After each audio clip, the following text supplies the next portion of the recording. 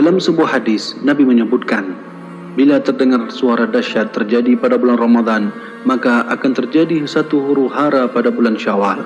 Semua suku akan saling berselisih pada bulan Zulqa'dah. Pertumpahan darah terjadi pada bulan Zulhijjah dan Muharram. Dan apa itu Muharram? Pada bulan itu banyak manusia yang terbunuh. Rasulullah sampai mengulangnya 3 kali. Para sahabat pun bertanya, suara dahsyat apakah itu ya Rasulullah? Rasulullah menjawab, suara keras yang terjadi pada pertengahan bulan Ramadan, yaitu tepatnya malam Jumat. Itu suara dahsyat yang nanti akan mengagetkan orang-orang yang sedang tertidur, membuat orang yang berdiri menjadi duduk, para wanita terhempas keluar di kamarnya. Maka pada malam Jumat di tahun tersebut banyak terjadi gempa bumi.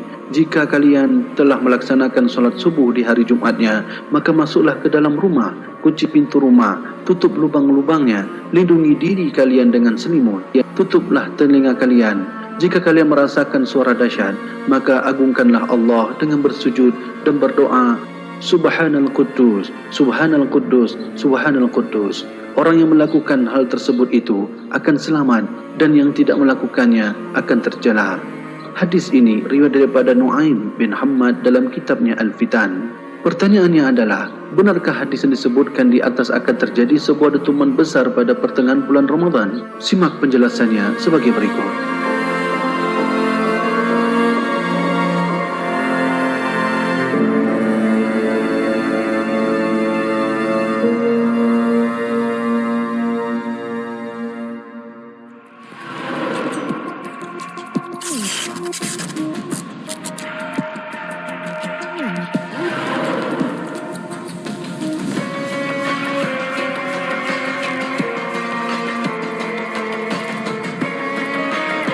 Terbebas dari status sahih atau tidaknya hadis ini, di sini mari kita dengarkan fakta yang baru-baru ini diberitakan oleh Badan NASA Amerika Serikat terkait adanya ledakan besar yang terjadi tepat pada bulan Ramadan.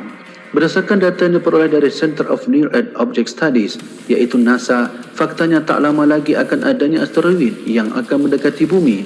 Asteroid ini akan tiba di bumi pada Jumat, yaitu tanggal 7 bulan 5 tahun 2020. Tepat pukul 21.48 Sabtu 8 Mei 2020 pukul 4.48 waktu Indonesia Barat.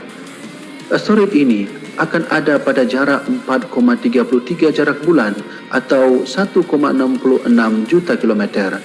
Asteroid yang akan menghampiri bumi ini bernama asteroid 2016 HP6. Sebagaimana dilansir laman resmi Pusat Sains Antarika atau ELA-PAN, tepat berita ini pada tanggal 9 bulan 3 tahun 2020. Asteroid ini memiliki kecepatan relatif 5,72 km per detik ketika mendekati bumi dan dikategorikan sebagai asteroid Apollo. Asteroid Apollo adalah asteroid yang memiliki sumbu setengah panjang lebih besar dibandingkan dengan orbit bumi, tetapi jarak perhelionnya lebih kecil dibandingkan aphelion bumi. Beberapa asteroid Apollo bisa menjadi ancaman bagi penduduk di bumi apabila berada pada jarak yang sangat dekat dengan bumi. Seperti meteor Chelyabinsk yang memasuki asteroid bumi dan meledak di langit kota Chelyabinsk, Rusia pada tanggal 15 Februari 2013 silam. Ukuran asteroid itu adalah 17 meter. Asteroid 2016 HP6 memiliki sumbu setengah panjang sebesar 1,579 SA atau 236 juta kilometer dengan kelonjongan orbit sebesar 0,357. Jarak terdekat asteroid ini dengan matahari sebesar 1,014 SA dengan kemiringan orbit 3,92 terhadap ekliptika yang mana sedikit lebih miring dibandingkan orbit Venus.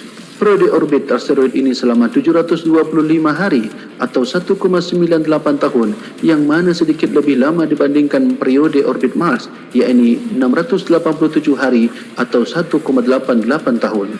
Asteroid 2016 HP6 diperkirakan berukuran antara 23 hingga 52 meter dengan magnitudo absolut kurang lebih 25,3 jika diamati pada jarak 1 SA dari matahari dan pengamat. Asteroid ini memiliki jarak perpotongan orbit minimum sebesar 0,005387 SA atau 805.000 km terhadap orbit bumi, yang mana jauh lebih kecil daripada 0,05 SA atau 7,5 juta kilometer. Namun magnitudo absolutnya lebih besar daripada kurang lebih 22. Dilansir dari Jet Propulsion Laboratory NASA, lintasan orbit asteroid dapat berubah dikarenakan tarikan gravitasi planet.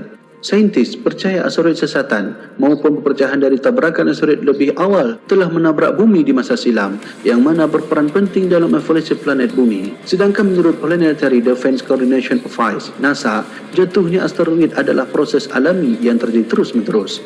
Setiap harinya, material 80 hingga 100 ton asteroid jatuh ke bumi dari luar angkasa dalam bentuk debu dan meteor kecil atau pecahan asteroid yang hancur di atmosfer bumi. Setidaknya, dalam 20 tahun terakhir, sensor radar pemerintah Amerika Serikat telah mendeteksi hampir 600 asteroid berukuran sangat kecil, beberapa meter saja, yang memasuki atmosfer bumi sehingga menciptakan bolet atau fireball.